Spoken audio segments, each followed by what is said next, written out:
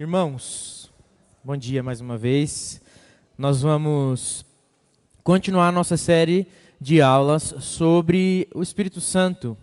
Quem é o Espírito Santo, a sua obra, seu ministério, a sua atuação nas nossas vidas. E lembrando que quando nós falamos do Espírito Santo, nós não estamos falando de uma entidade aleatória, de uma figura mística no sentido ruim da palavra mística, né? Existe um sentido bom para essa palavra. Não estamos falando do Espírito Santo como alguém acessório, anexo a Deus, mas alguém que é o próprio Deus. Ele é o próprio Deus, né? O Espírito Santo de Deus sobre quem nós falamos. E nós já falamos alguns assuntos aí sobre essa questão, falamos sobre o Espírito Santo na vida diária. É fato que as nossas aulas, por mais abrangentes que a gente tente fazer com que elas sejam, elas nunca vão compreender de fato todas as coisas a respeito do Espírito, né? É um conhecimento profundo que a gente pode ficar aqui por anos falando, a gente sempre vai ter mais para explorar, mais para conhecer, mais para saber, mais para ouvir. Então, o nosso intento aqui é só instigar a gente a ter mais vontade ainda de saber sobre o Espírito e viver no Espírito, pelo Espírito Santo, né? Na aula de hoje, eu queria abordar um pouquinho um dos aspectos do Espírito, obrigado, Lucas, que a palavra nos fala com bastante clareza, que é o Espírito Santo nas Escrituras, na palavra de Deus, na inscrição mesmo, né, na compilação de todas essas informações que hoje nós chamamos de Bíblia, que estão aqui reunidas como a nossa Bíblia. E se a gente ainda tiver esse tempo, falar um pouquinho também sobre a proclamação pelo Espírito Santo. Eu queria começar, como de costume, fazendo perguntas. Eu gosto muito de ouvir os irmãos, gosto que os irmãos participem. O microfone está aí disponível, quem precisar falar e puder falar, fique à vontade. A gente só pede para usar o microfone por causa da transmissão mesmo, para ficar melhor para quem está em casa. Então os meninos vão trazer, eu não sei quem que está com o microfone. O Arthur, obrigado, Arthur. Então o Arthur vai ficar de olho aí, se você fizer um sinal com a mão, ele leva o microfone até você pode participar à vontade. Então a minha pergunta nessa manhã, para nós iniciarmos a nossa aula, eu já dei aí a dica de parte da resposta, mas a resposta pode ser bem mais completa nesse sentido, mas como que a palavra de Deus foi escrita? Por que esse texto aqui que nós temos é a palavra de Deus? Por que a gente chama isso aqui de palavra de Deus? E como que foi o processo de escrita disso aqui? Como que você já ouviu, ou você nunca ouviu e você imagina, ou como que você ouviu e imagina de como que é o processo da escrita da palavra de Deus, como que se deu a formação dessa estrutura aqui de livros, palavras, textos que nós chamamos de Bíblia? Está lançada a pergunta. Fique à vontade. Pode arriscar, né? Pode arriscar a resposta aí, fica à vontade. A Cris, Arthur, está chegando aí para você.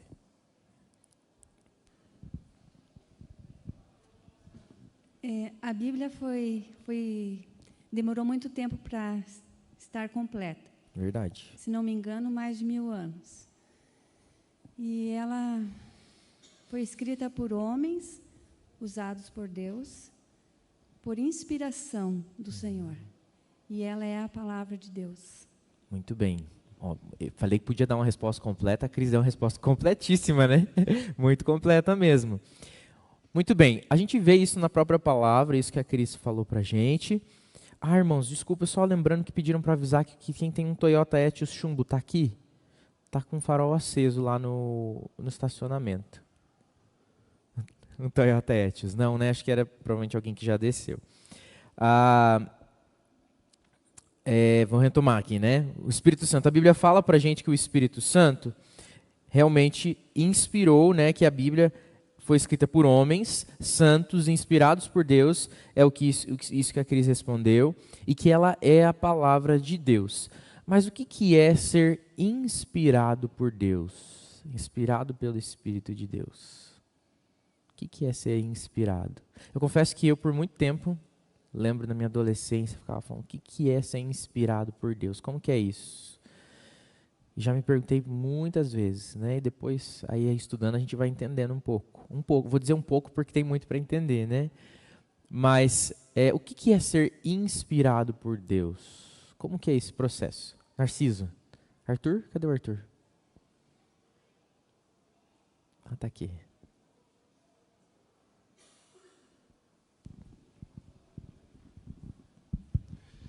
Bom, às vezes a gente pode pensar que inspiração, o indivíduo ali ficou num estado de transe e foi ali psicografando a palavra de Deus, mas não é isso, né? A inspiração, ela acontece de uma forma orgânica, né? O Senhor usa, através do seu Santo Espírito, um servo dele, alguém que escreve ali a Bíblia, como Moisés, por exemplo, os profetas, os evangelistas, né, outros apóstolos ali também, considerando suas questões psicológicas, seu contexto, a sua linguagem, seu estilo literário. Isso se diz respeito à inspiração. Tudo que está escrito ali é o Senhor Deus usando aqueles homens, sem deixar em consideração a individualidade daqueles homens. Isso que faz a gente crer que a palavra de Deus, ela é a palavra de Deus para a igreja, e faz com que a gente entenda que a princípio a palavra de Deus ela é um comunicado à igreja e que propague isso para o mundo, justamente porque Deus usou homens que antes não eram servos de Deus e que vieram a ser servos de Deus através de uma transformação no coração, e foram usados.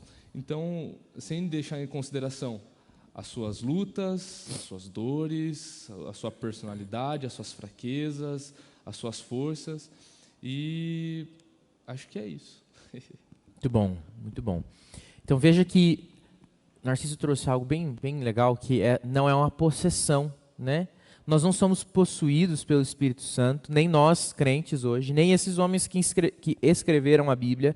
Eles foram tomados, né, num transe, ou mesmo que não tenha sido uma possessão, mas uma experiência assim, fora do comum, ainda que eles possam ter em algum momento experimentado nas suas vidas de alguma experiência com o Espírito profunda, mas não necessariamente que para escrever esse texto da palavra de Deus, eles tiveram um grande episódio onde eles saíram de si e escreveram o que jamais seriam capazes de escrever com a sua própria inteligência.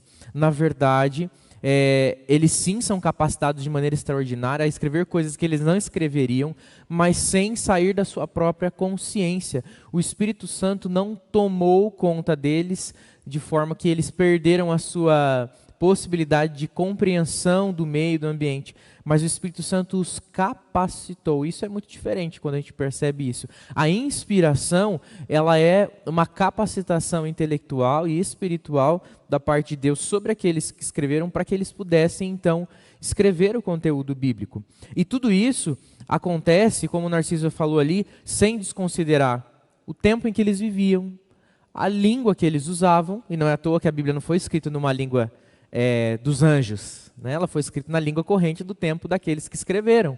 No Antigo Testamento, em hebraico, né, majoritariamente, e o Novo Testamento em grego, majoritariamente, porque também a sua época compreendiam essas línguas, era essa língua falada.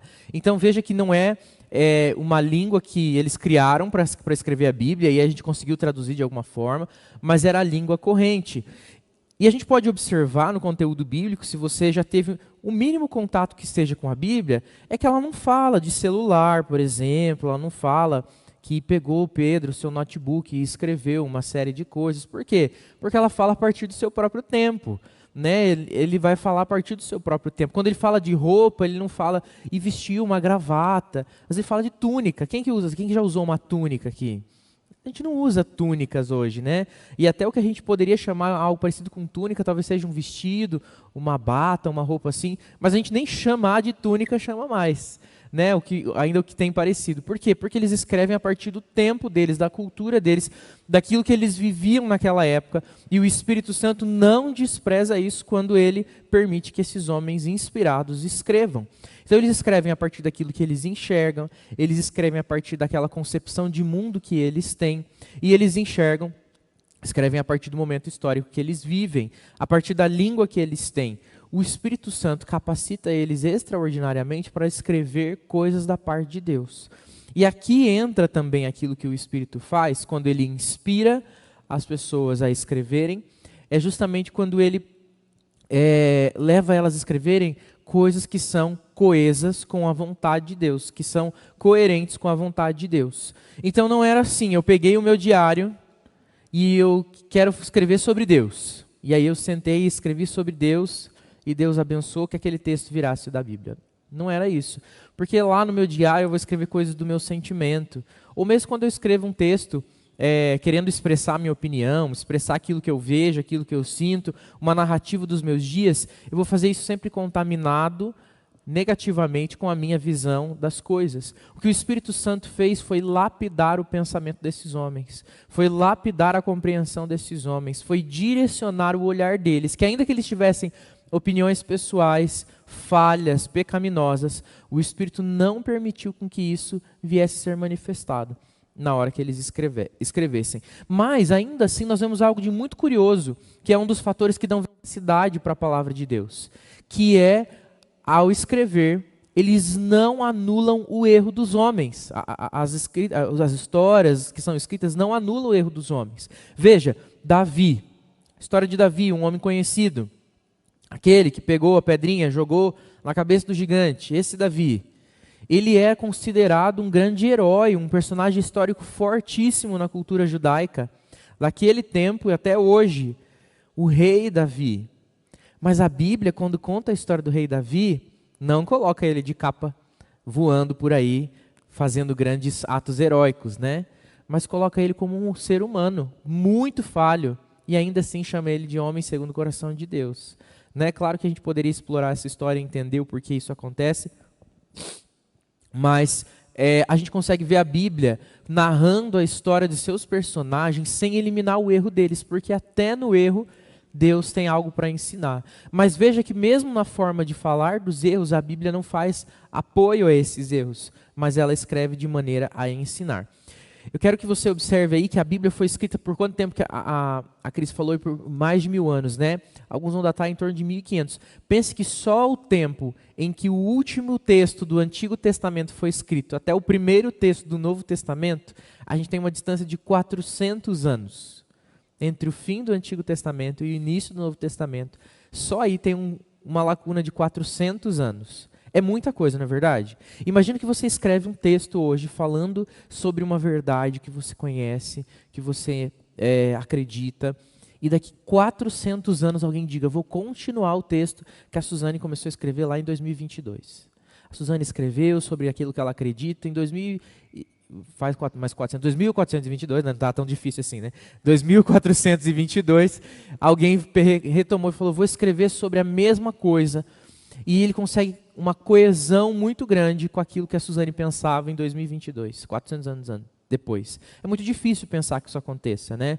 Talvez até com um autor, se existe alguma pesquisa, um registro muito longo da vida da Suzane na história, ele consiga fazer isso. Mas imagine que a Bíblia tem muitos autores, muitos. Não estou falando de 5, não estou falando de 10, não estamos falando de 15, até o Narciso falou aqui de 40 que a gente talvez consiga contabilizar, porque ainda existe alguns livros que eles podem ter sido escritos por mais de um autor, que levaram e que deram nome ao principal autor, né? Alguns livros proféticos acontece isso, pode ser que mais pessoas tenham escrito e dão nome àquele que tinha maior prestígio, e era um movimento literário comum daquela época. A gente tem muitos autores que escreveram ao longo de 1500 anos, em torno de 1500 anos, e eles têm coesão do começo até o fim da obra. Isso é uma obra extraordinária que vem do Espírito Santo, e só pode vir dele também. E mesmo quando houve esse silêncio, essa pausa aí dos 400 anos, quem retomou com a mesma perspectiva e toada. Todo o Novo Testamento faz resgates do Antigo Testamento. E todo o Antigo Testamento aponta para aquilo que aconteceu no Novo Testamento. E a Bíblia tem uma coesão impressionante, impressionante. Muito difícil de imaginar sem uma intervenção extraordinária e divina. Mas até aqui, nós falamos aqui daquilo que a gente sabe, daquilo que a gente vê, daquilo que a gente compartilha, mas vamos ver o que a palavra fala, né? É o que mais importa para nós, o que a palavra fala. Abre comigo lá em 2 Pedro, capítulo 1. Segunda carta de Pedro, capítulo 1.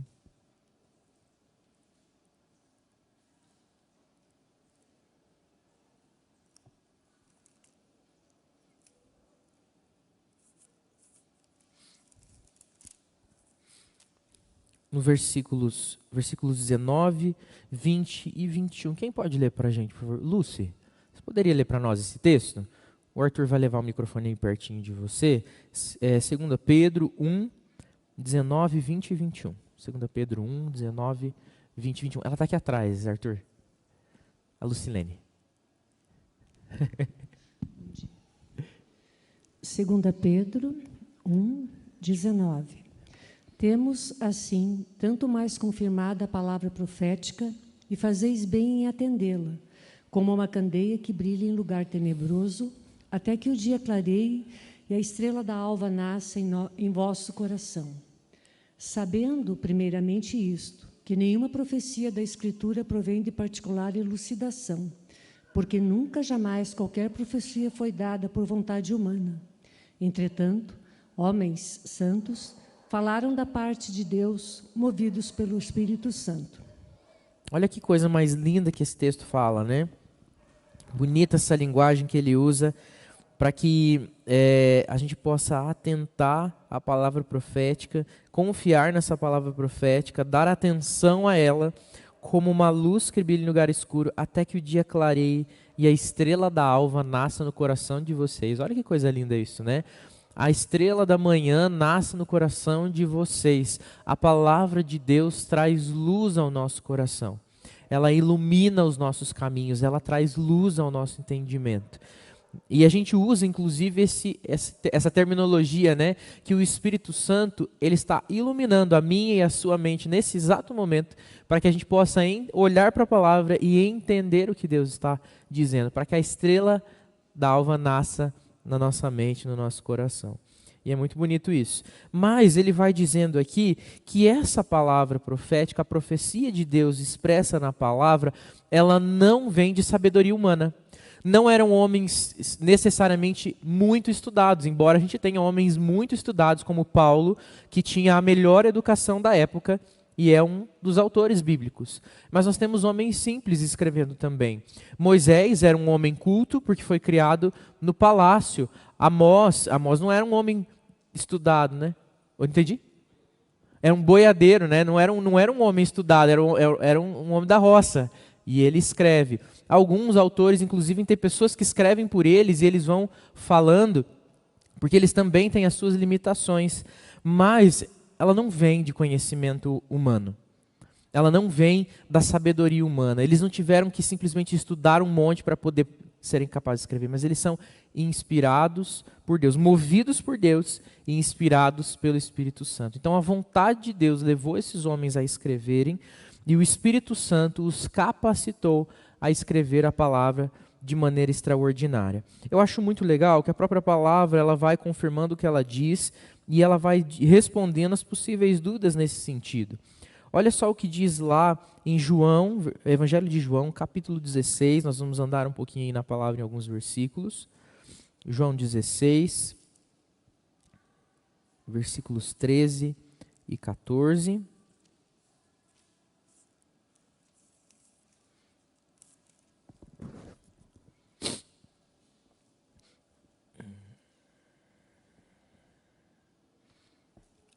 Onde Jesus está falando justamente sobre o ministério do Espírito Santo. Ele fala ali alguns versículos antes, no capítulo 15, a promessa do Espírito Santo, do Consolador que viria. E aqui nesse trecho, no capítulo 16 de João, nos versículos 13 e 14, ele diz assim: porém, quando vier o Espírito da verdade, ele os guiará em toda a verdade. Ele não falará por si mesmo, mas dirá tudo o que ouvir e anunciará a vocês as coisas que estão para acontecer. Ele me glorificará, porque vai receber do que é meu, e anunciará isso a vocês. Tudo que o Pai tem é meu, por isso eu disse que o Espírito vai receber do que é meu e anunciar isso a vocês. Ele conta aqui para nós esse texto, qual é o movimento que acontece no ensino da palavra no nosso coração. O que faz com que garante a autoridade da palavra é que ela vem da parte de Cristo. Mas quem comunica essa palavra, o mensageiro da palavra de Deus no nosso coração é o Espírito Santo, que, como eu disse antes, ali pelo texto que nós lemos em 2 Pedro, que ele ilumina a nossa mente, permite que nós possamos conhecer do Espírito Santo. Mas ele não fala também de si, mas fala da testemunha a respeito de Cristo. E Cristo fala aqui, se você ler o texto todo, que tudo que o Pai tem é dele também. Veja que a própria Escritura, ela é uma obra do Espírito, mas em conjunto com toda a Trindade, em conjunto com o Pai e com o Filho. O Espírito Santo fala nas Escrituras de Cristo, testifica de Cristo, e Cristo tem parte com Deus. E Deus é quem dá a palavra. Deus é quem chama os homens a escrever, o Espírito inspira eles, eles falam a respeito de Cristo, Cristo é quem envia o Espírito Santo. Veja que é uma coisa que vai retroalimentando a outra, uma grande conexão, né? Que não vai se perdendo. Então, é uma obra trinitária, uma obra da Trindade, do Pai, do Filho e do Espírito Santo nas nossas vidas, o entendimento da palavra, mas também a inspiração e a escrita da palavra. Ela tem coerência com toda a obra de Deus. O Espírito Santo não faz esse movimento de inspirar o homem santo sozinho, mas ele faz em conjunto com o Pai e com o Filho na eternidade. Romanos 8:2 também fala algo interessante para a gente. Vai comigo lá em Romanos capítulo 8, versículo 2. Um pouquinho aí para frente de onde nós estávamos, em João. Romanos capítulo 8, versículo 2.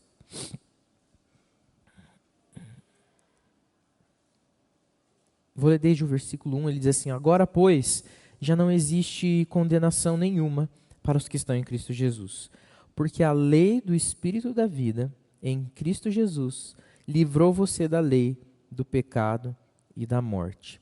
Veja que a palavra aqui, Espírito, nesse texto está escrito com letra maiúscula, porque não é um espírito qualquer, não é um sentido do espírito de um desejo interno profundo, mas é o Espírito da vida, é o Espírito de Deus.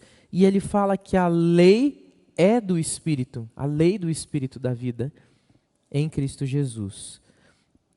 A lei vem do Espírito Santo, a palavra de Deus é inspirada pelo Espírito, porque ele é quem é a própria palavra. O Espírito da vida é a palavra de Deus. A gente vê isso lá em Efésios, capítulo 6, versículo 17, quando a gente vê a armadura de Deus, fala da armadura de Deus, ele fala: tomai também a espada do Espírito, que é a palavra de Deus. A espada do Espírito é a palavra de Deus. Ela não fala da palavra de Deus, ela não tem a palavra de Deus, mas ela é a palavra de Deus. O Espírito de Deus é a sua própria palavra. Na aula, há 2 aulas atrás, quando eu comecei falando sobre o Espírito de Deus na nossa vida presente, eu falei que ele era o sopro de vida. Alguns de vocês talvez vão lembrar disso que a gente vê lá no Gênesis. O sopro, o fôlego. Para falar, você precisa de quê? Passando pela sua garganta, aí, né, pela sua faringe, sua laringe. Ar.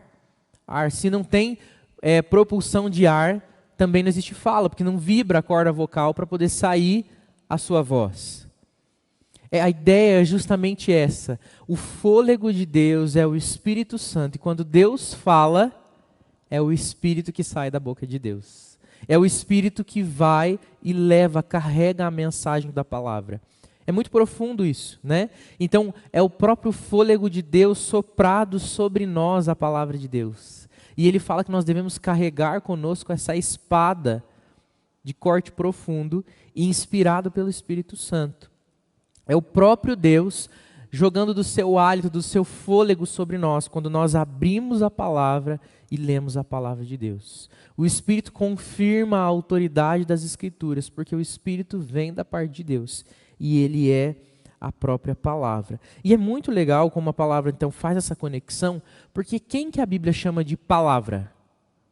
No princípio era o verbo estava com Deus e o verbo era Deus. Ele está falando de quem? Do Espírito Santo? De Jesus.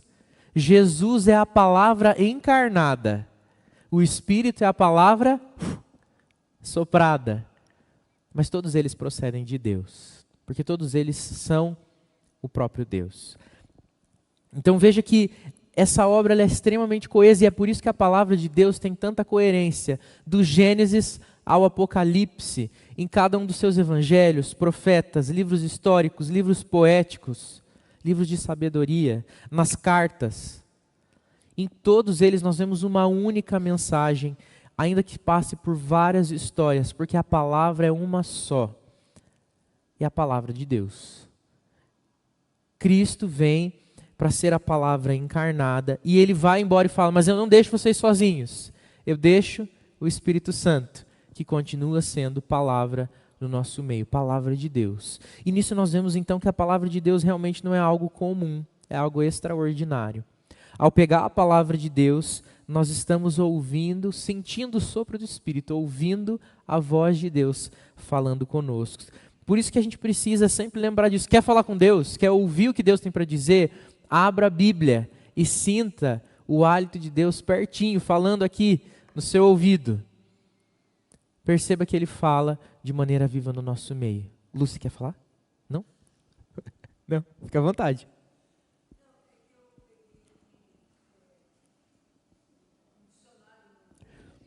Aham.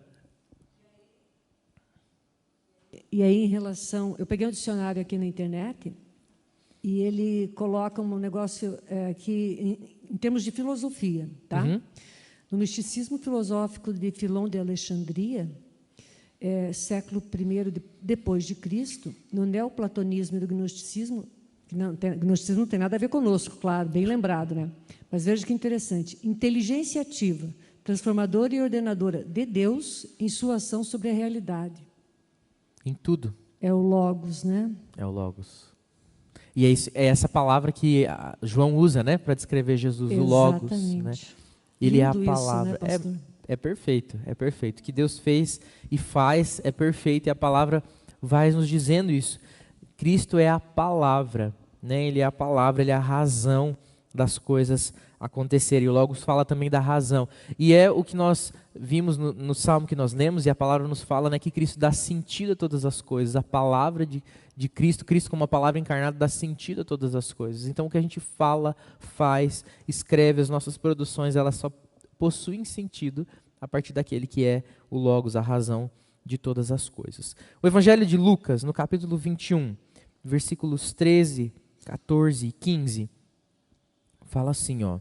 Isso acontecerá, ele está falando sobre o princípio das dores, o final das coisas. Jesus está falando ali com seus discípulos, né? Como que vai ser esse fim de tudo. E ele fala assim, ó, no versículo 13. Isso acontecerá para que vocês deem testemunho. Tomem, pois, a decisão de não se preocupar com o que irão responder, porque eu lhes darei palavras e sabedoria, a que não poderão resistir nem contradizer todos que se opuserem a vocês. Ele está falando aqui que quando vier tempos de dificuldade, né, depois você pode ler o trecho maior, quando vier grande tribulação, até vou ler a partir do versículo 10, Jesus fala assim, ó, nação se levantará contra nação, reino contra reino, grandes terremotos, epidemias, fome em vários lugares, coisas espantosas, e também grandes sinais vindos do céu. Antes, porém, de todas essas coisas, vocês serão presos e perseguidos, serão entregues às sinagogas e lançados nas prisões, levados à presença de reis e de governadores, por causa do meu nome. E ele diz que isso tudo vai acontecer para a gente dar testemunho. E que mesmo nesse período de grande conturbação, a gente não precisa ficar preocupado, porque Deus vai dizer como que nós devemos dar esse testemunho pela palavra. Então, quando a gente fala, é capacitado a falar das coisas de Deus, também é um movimento do Espírito Santo. Espírito Santo. Então veja que o ministério do Espírito Santo relacionado à palavra, ele não é incompleto. Ele é aquele que inspirou homens a escreverem a palavra, no seu tempo, na sua cultura, ao longo da história, no seu contexto sociocultural, na sua própria língua. E depois ele foi confirmando essa palavra ao longo dos anos. Reuniu homens de Deus para que pudessem selecionar esses livros. Eu até ia falar isso no começo, acabei esquecendo. Não esqueça que nessa época não foi só isso que foi produzido. Às vezes a gente tem a sensação que a única coisa que escreveram na época, que estava escrevendo a Bíblia, foi a Bíblia. Só isso. Por isso que essa aqui é a Bíblia. Porque até o final dela só isso estavam escrevendo. E não é verdade. O próprio registro da história de Israel foi escrito em outras formas. E tinham muitos outros povos escrevendo muitas outras coisas. Lembra lá das aulas, né? Quando que iniciou a escrita cuneiforme, lá nos povos mesopotâmicos, né? Os babilônicos, né? Medos, Sumérios, desculpa, os sumérios, né, que iniciaram lá a escrita. Nossa, os sumérios estavam escrevendo a Bíblia? Com certeza não, eles estavam escrevendo outras coisas do seu dia a dia, da sua vida comum. Então, muita produção literária teve nesse tempo. Por que foi exatamente essa aqui que foi selecionada? Espírito Santo trabalhando na igreja e reunindo. E quando houve essa discussão, vários livros também foram discutidos como que pudessem entrar ou não, que também foram escritos às igrejas, outras cartas. Alguns estudos mostram que provavelmente existiram outras cartas de Paulo que não entraram aqui. Veja, Paulo, o mesmo Paulo, homem santo de Deus, exemplo para nós. Mas para o Espírito aprove que não entrasse. Ah, pastor, mas eu li na Super Interessante, uma revista de grande profundidade científica, que apareceu o Evangelho de Judas. Que bom, uma grande descoberta, uma benção, mas não é palavra de Deus. Né? E junto com ele tem vários outros escritos. Se quiser que tenha o de Maria, pode ser, que tenha o de fulano, Beltrano, não tem problema. Historicamente eles são verídicos, confiáveis. Mas a produção literária deles não é canônica, que a gente fala, né? Ela não é inspirada pelo Espírito Santo. O Espírito colocou aqui exatamente esses livros para que chegassem até nós hoje. E ele continua a obra, já deixa você falar, viu, Narciso? Ele continua a obra pela palavra, também colocando nos nossos lábios a palavra de Deus. Então, o que você precisa fazer? Conhecer. O Espírito Santo vai trazer à sua memória a palavra que deve ser dita no tempo certo e na hora certa. Fica à vontade, Narciso. É interessante que, às vezes, a gente ouve muita gente falando a Bíblia ela apresenta muitas contradições, muitas questões assim que não são levadas em consideração, porque teve muitos autores, mas desconsideram que somente o Novo Testamento é o documento mais bem catalogado de toda a história. Não tem um livro que seja tão bem, assim, que mereça tanta confiança como a Bíblia merece. Porque assim, a gente aprende nas faculdades, principalmente de filosofia, sociologia, escritos antigos como de Platão, como de Aristóteles, os grandes filósofos, até mesmo literaturas como a Odisseia, a Ilíada, mas que não têm os originais também, mas que são levados em consideração como verídicos, como um documento que foi o próprio Platão que escreveu. E porque é a palavra de Deus, porque tem essa tendência maldosa de excluir tudo que é Deus, de se voltar contra tudo que é Deus, e ignorar esses fatos, que a Bíblia ela é o livro mais bem catalogado, ela tem uma distância do segundo catalogado, uma distância absurda.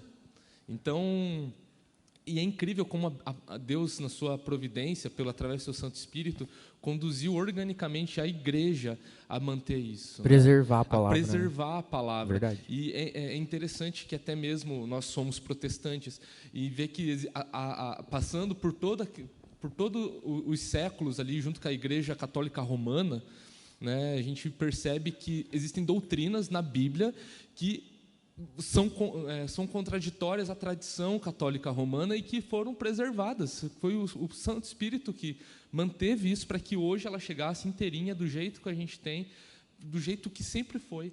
Isso é bom demais. A própria igreja foi preservando, ainda que ela estava se contradizendo com aquilo, mas ela preservou o escrito. Isso mostra que quem preserva, quem cuida da sua igreja é o próprio Cristo, através do Santo Espírito. Isso é maravilhoso, isso merece credibilidade, merece confiança.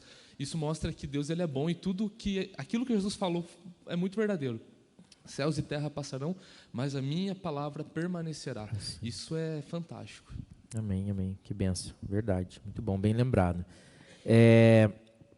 Por isso o ministério da palavra ele é tão importante e ele está totalmente atrelado ao Espírito Santo. Então, se nós queremos conhecer da palavra de Deus, a gente precisa ler ela, não é verdade? Mas a gente precisa ler ela cheia do Espírito. Porque senão é mais um livro. Vai ser a mesma coisa que pegar um romance e ler. Né? Não quero aqui diminuir a palavra, mas quero lembrar que a vida da palavra não está nas suas letras. A letra é morta, mas o Espírito vivifica. A própria palavra diz isso para nós. Porque é o Espírito Santo que tem esse ministério da palavra e de comunicar a palavra, de nos dar entendimento sobre a palavra e nos dar entendimento sobre Cristo, que é a palavra. Ele mesmo é quem sopra o entendimento de Deus nos nossos ouvidos e nos capacita a compreender aquilo que a palavra de Deus está nos dizendo. O Espírito Santo foi aquele que moveu a pregação, a proclamação, o compartilhar da palavra desde o começo de todas as coisas. Lembra lá dos profetas que eles falavam, assim diz o Senhor. eles faziam isso capacitados pelo Espírito Santo. O Espírito de Deus é quem lhes dizia o que fazer. Nesse caso, até nós podemos ver aí uma fala direta. Veja que a gente falou sobre a inspiração, e no caso dos profetas, nós vemos o Espírito falando diretamente a esses homens e dizendo para eles, palavra por palavra, daquilo que Deus queria dizer. Né? Ali sai direto da boca de Deus mesmo. E aí sim uma experiência extraordinária. Uma experiência fora da inteligência ordinária do homem, mas da sabedoria de Deus. E a proclamação da palavra de Deus, ela vem pela manifestação do poder extraordinário de Deus também sobre a vida do homem. Veja então que Deus não fere a nossa inteligência, mas Ele faz bom uso daquilo mesmo que Ele já nos deu, mas Ele também pode capacitar o homem extraordinariamente a falar da sua palavra, que foi o que Ele fez com os profetas. Esses homens ouviam a voz de Deus. O próprio Moisés subia no monte e conversava com Deus de maneira extraordinária, ouvia a própria voz de Deus falando com ele, e aquilo era transcrito e registrado e falado para o povo também, ele passava aquela fala adiante. Eu gosto muito do texto de 1 Coríntios, abre comigo lá, 1 Coríntios capítulo 2, eu marquei aqui 1 a 5, mas acho que eu vou ler um pouquinho mais. 1 Coríntios capítulo 2, quando Paulo fala de que maneira que ele pregava, de que maneira que ele anunciava as coisas espirituais. Primeira carta de Paulo aos Coríntios, capítulo 2, lá no versículo 1, diz assim, ó, irmãos, quando eu estive com vocês, anunciando-lhes o mistério de Deus, não fiz com ostentação de linguagem ou de sabedoria. Lembra que eu falei que Paulo foi criado com a mais alta qualidade, né? A melhor formação. Alguém até falou isso uma vez, foi você, Narciso, que falou que seria equivalente a não sei quantos PhDs lá, a criação de Paulo hoje? Alguém trouxe essa informação aqui uma vez numa das aulas, que a instrução de Paulo era equivalente a uma educação de altíssima qualidade hoje, ainda hoje, né? Para o tempo dele. E ele fala assim, ó, que ele comunica os mistérios de Deus não com ostentação de linguagem ou de sabedoria. Versículo 2. Porque decidi nada saber entre vocês a não ser Cristo, Jesus Cristo e este crucificado. E foi em fraqueza, temor e grande tremor que eu estive entre vocês. A minha palavra e a minha pregação não consistiram em linguagem persuasiva de sabedoria, mas em demonstração do Espírito e de poder, para que a fé que vocês têm não se apoiasse em sabedoria humana, mas no poder de Deus. Então veja que quando Paulo fala, um homem inteligentíssimo, ele fala assim, eu não falei para vocês, preguei para vocês, usando as minhas técnicas de oralidade, de persuasão, técnicas de marketing e propaganda, né, técnicas de fazer alguém concentrar, prestar atenção na sua fala. Eu não tenho gatilhos na minha linguagem que fazem com que você se emocione, se envolva com aquilo que eu estou falando. Claro que isso não impediu ele de ser um homem inteligente, buscar ser bem capacitado, mas ele fala que é demonstração de sabedoria de Deus. E ele fala que é a palavra de Deus, demonstração do Espírito e de poder. Olha que legal isso. É demonstração do Espírito e de poder. Uma pregação profunda da palavra de Deus, mesmo feita por homens extremamente capacitados, ela não pode ser guiada, baseada, segurada pelo seu muito conhecer, mas por demonstração do Espírito e de poder. Por isso que tem muita gente aí formada em muitos cursos e cursos... Arthur, traz aqui, presbítero Paulo, por favor. Formado em cursos e cursos de teologia, e ainda assim, uma palavra seca, morta, porque não tem demonstração do Espírito, que é quem ministra a palavra. Pastor, não sei se você vai entrar nesse ponto mais para o final, mas pode falar. Eu gostaria de destacar, né? Nós já podemos ver a quantidade de anos que a Bíblia levou para ser escrito, todo esse processo, os homens que foram chamados e inspirados por Deus para poder escrevê-la. Muito bom. E eu traria hoje para o nosso dia. É por isso que nós, líderes, né, na igreja, precisamos entender a importância, o porquê da Bíblia e o porquê que nós precisamos tirar um tempo sempre para estudá-la. Perfeito. Principalmente nós que somos líderes. E quando eu falo em líderes, eu não falo somente nos presbíteros, nos diáconos, nos pastores que estudam diariamente e têm que fazer isso, mas ao presidente da sociedade interna, né? Aquele que compõe a mesa de sua sociedade interna, de um ministério. Por quê? Porque ele vai estar trabalhando com um grupo. E também nós vemos a importância de nós estarmos bem estudados referente à Bíblia, porque nós teremos oportunidade de falar dela. Isso. Então, se nós fomos escolhidos para ser líderes, é porque Deus confiou a nós uma preparação bem maior, de sabermos o que falarmos sobre a Bíblia, né? Então, nós teremos essa oportunidade. Então, seria interessante, assim como Deus preparou esses homens para escrevê-la, Deus hoje nos chama para sermos preparados também para poder proclamar essa palavra. Amém. Então, nós temos que estar cheios do Espírito, porque Verdade. se nós não estivermos cheios do Espírito, A gente nós não não tem o que teremos falar, né? o que falar. Verdade. Muito bom, muito precioso isso que o presbítero falou, porque realmente, né, mesmo aquele líder da UCP lá, mas é criança, precisa se encher da palavra e do Espírito, né, e viver uma vida junto de Deus, íntima com Deus, para que ele tenha o que falar. Como que você vai liderar o povo de Deus, seja em qual âmbito for, sem você estar cheio do Espírito? Senão você vai liderar por sabedoria humana, mas ele fala aqui, eu não fiz nada disso no meio de vocês por sabedoria humana, mas por demonstração de Espírito e poder. E a gente fala da palavra de Deus em tudo que a gente faz. Quando a gente enche o nosso coração da palavra de Deus, é isso que a nossa boca fala, das coisas de Deus, da palavra de Deus, e a gente planeja pela palavra de Deus, a gente constrói pela palavra de Deus, a gente realiza pela palavra de Deus, a gente vai fazendo isso por ação do Espírito Santo na nossa vida, no nosso dia a dia. Mas a gente precisa se encher dessa palavra, né, presbítero? Muito bem lembrado, a gente precisa buscar essa palavra de Deus, ler essa palavra e viver cheio do Espírito. A gente só pode pregar, então, com demonstração do Espírito e de poder, se a gente está cheio do Espírito Santo de Deus. Conhece a palavra de Deus. Arthur, para o Narciso, por favor. Ele vai continuar o texto aqui, até falei que ia ler mais, né? Mas desafio você a terminar o capítulo 2 em casa depois, Coríntios 2, ele vai falando sobre essa sabedoria de Deus, sobre como ela foi manifesta, né, e revelou aquilo que Deus é, e o Espírito fala através da vida de Paulo e através da sua palavra.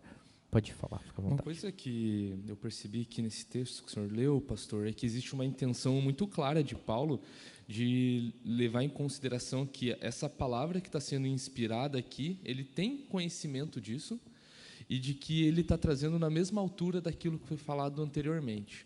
Quando a gente vê, por exemplo, a gente leu anteriormente o apóstolo Pedro, Paulo também vai se referir dessa forma, ele vai usar o termo escritura, ele está se referindo claramente ao que a gente chama de Antigo Testamento hoje. Mas tem uma intenção muito forte dos apóstolos de levar, olha, aquilo que a gente está falando para vocês não é diferente daquilo que foi ensinado. É tão inspirado quanto. Isso. E é interessante ver isso como que aquilo que o senhor falou no início. Existiu uma lacuna de 400 anos entre Antigo e Novo Testamento, um tempo também de 1.500 anos, e foi sempre preservada a mesma mensagem, que é a respeito, falando sempre de Jesus, que é o centro, como ele fala ali no versículo 2, né? Que é saber, senão a Jesus Cristo e este crucificado. Essa é a mensagem de toda a inspiração bíblica, pelo que dá a entender que o apóstolo Paulo, nesse trecho que a gente leu. Muito bom, muito bom. Mesmo valor e peso, né, da inspiração do Antigo e do Novo Testamento. Parece que não, mas é importante afirmar isso ainda hoje, né? Muita gente abandona, principalmente o Antigo Testamento, diz, não, isso é lei. E agora nós vemos na graça, e a graça é evangelho. É só o Novo Testamento, né? E a história da igreja dos primeiros cristãos. Mas não, a palavra de Deus ela é confirmada pelo mesmo Espírito, na sua autoridade, no Antigo e no Novo Testamento. Eu quero já ir caminhando aqui para a nossa finalização, a respeito da necessidade da gente entender, então, a inspiração da palavra, a autoridade da palavra no Espírito, a proclamação da palavra pelo Espírito, e que o Espírito fala e faz também junto com toda a Trindade, o Pai e o Filho, lembrando da nossa necessidade de buscar a presença de Deus constantemente, para que sejamos também cheios do Espírito Santo, para que nós possamos falar das coisas de Deus com a autoridade do Espírito de Deus. Se você tem desejo de compartilhar a palavra, se você tem desejo de conhecer mais da palavra, busque da palavra. Veja que o que Deus faz com esses homens, né, até na fala do Narciso me ocorreu isso também, que Paulo não deixou de conhecer aquilo que era a palavra, ainda que ele vivesse de demonstração de Espírito e poder, ainda que ele fizesse isso pela demonstração do Espírito. Não fique achando assim, não, então eu não preciso nem ler mais, porque a hora que for para falar, o Espírito vai falar. Né? Deixa que o pastor fala lá, mas quando eu precisar, vai ser algo dos céus. Deus pode fazer isso? Pode.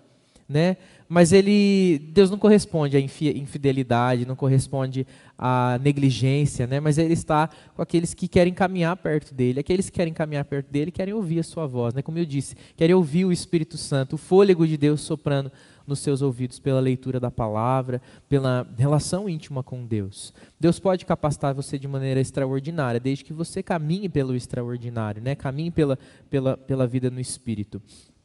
Mas por isso busque ainda mais a palavra de Deus, conhecer, ler, orar diante do Senhor. Não entendi, pastor, muito difícil isso aqui que o senhor está falando para a gente ler. Então venha, ouça a escola bíblica, leia mais sobre esse assunto.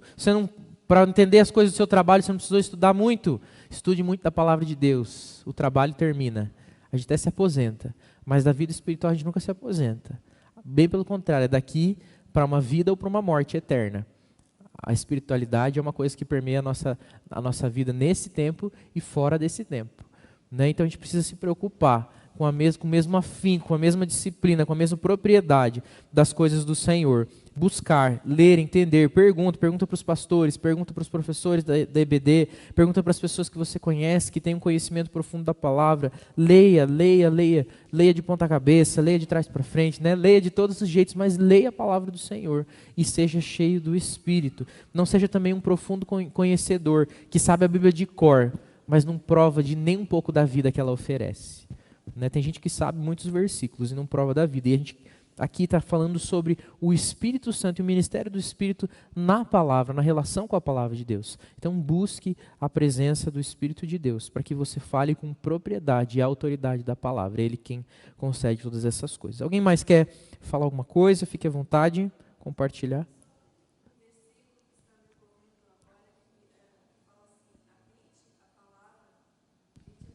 Ricamente.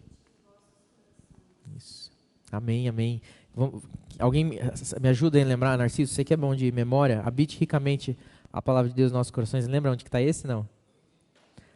O versículo, habite ricamente a palavra de Deus em vossos corações. Vamos lá. Colossenses 3. Eu não lembrei, foi o Google que me ajudou aqui. Terminar com esse versículo muito precioso aí para nós. Que a palavra, Colossenses 3,16, que a palavra de Cristo habite ricamente em vocês. Instruam e aconselhem-se mutuamente em toda a sabedoria, louvando a Deus com salmos, hinos e cânticos espirituais, com gratidão no coração. E tudo que fizerem, seja em palavra, seja em ação, façam em nome do Senhor Jesus, dando por Ele graças a Deus Pai. Amém, né? Amém. Podemos terminar. Vamos ficar em pé? Fazer uma oração para nós terminarmos. Vou pedir o presbítero Paulo fazer uma oração para nós encerrarmos. Obrigado, Arthur, pela sua ajuda aí. Perdeu uns 3 quilos indo para lá e para cá, né, Arthur? Oremos, irmãos.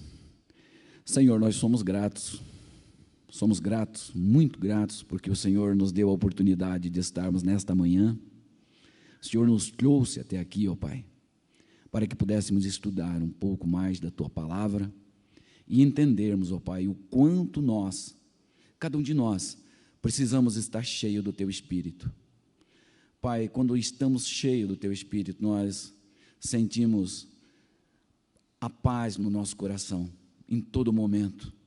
Sentimos realmente o Senhor trabalhando conosco, o Senhor falando, o Senhor caminhando, o Senhor nos ensinando, o Senhor nos protegendo, o Senhor sendo realmente aquele Deus maravilhoso que tem sido na nossa vida. Obrigado, ó Deus, por mais um domingo que o Senhor está nos dando. Obrigado por este momento de aprendizado. Obrigado pela vida do pastor Lucas, Pai, que pôde estar aqui e trazer aos nossos corações a Tua mensagem, ó Deus. Te louvamos, te agradecemos. E obrigado, porque hoje o Senhor tem muito ainda a nos ensinar. Por isso, colocamos a nossa vida no Teu altar e pedimos a Tua proteção a todo momento. Fica conosco, nos abençoe, leva de retorno aos nossos lares, cuida de nós, protege-nos e continue a nos abençoar. E nos traz, ó Pai, no culto para hoje à noite, para continuarmos a adorar o Teu santo nome. Oramos agradecidos no nome de Jesus. Amém, Senhor. Que Deus nos abençoe, um bom domingo para você, a sua família. Celebre o Dia dos Pais aí com a sua família, assim possível, né? E que nós possamos voltar logo mais